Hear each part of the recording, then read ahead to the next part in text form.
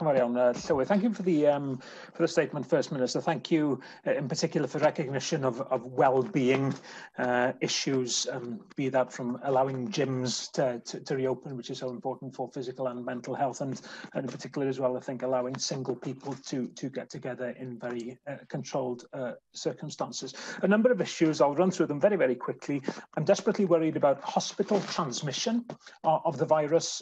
Currently, I think some 200 cases of transmission in hospitals in Wales over the past week. How much of a priority is it for Welsh Government to get to grips with that, which is so worrying in terms of undermining confidence that we need to instill in people that they should continue to seek treatment for illnesses and so on. On testing, I'll emphasise again my wish that we hear more about the developments that we need post this firebreak in order to make our testing system more robust.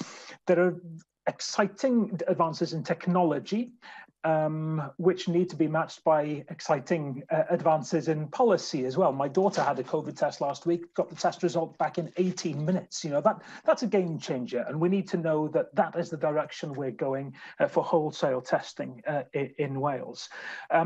Treatments. You'll know that I spent a lot of time in the early months of the pandemic trying to argue the case for earlier intervention. I believed that lives were being lost because people were being told not to come forward until they were too ill. We have better treatments now. That's good, including things we argued for, CPAP and oxygen treatment and so on. Do you think there's room for even more early intervention in order to avoid people getting quite so ill?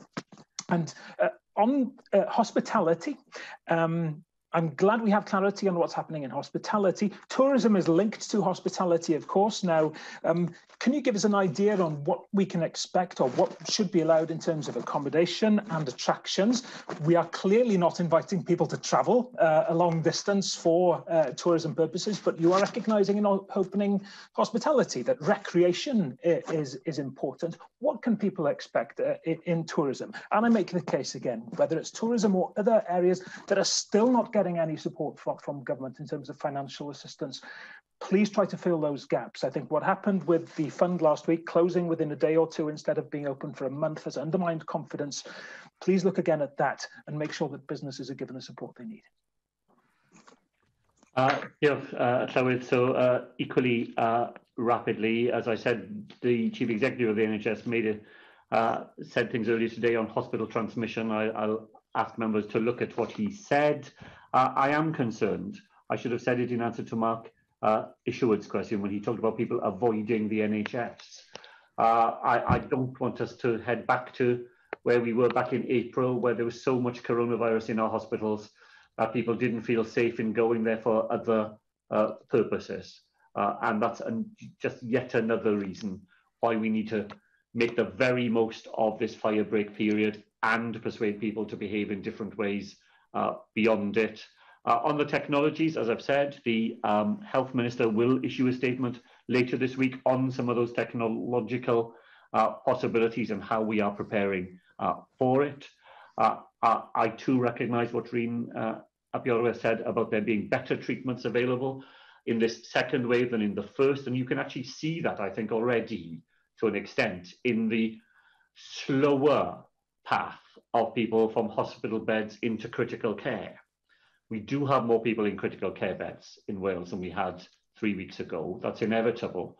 But the rate at which hospital patients are converting into critical care patients is not what it was in the first wave, and that is because we have those additional treatments.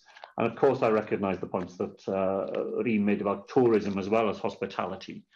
Tourism will be able to resume in Wales, but it will inevitably be on the reduced basis that comes with our largest market, and the largest number of people who travel to Wales for tourism come from England, and that won't be happening over the next 4 weeks.